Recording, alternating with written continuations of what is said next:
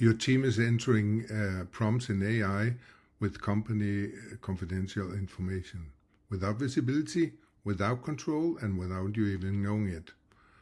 That is actually why we built AI Amigo, to protect the companies and its employees.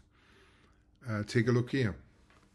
I have a case here with without AI Amigo and with Novo Nordisk to make an analysis of their earnings, and if the company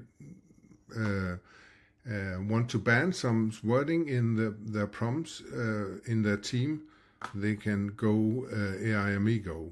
And if you see here, there's some wording detected here. You can see here it's blocked because of the wording. You can see the banned terms here.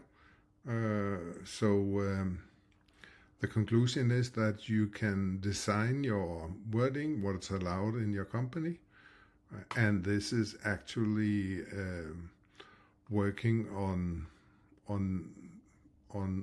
all of the most popular AI sites.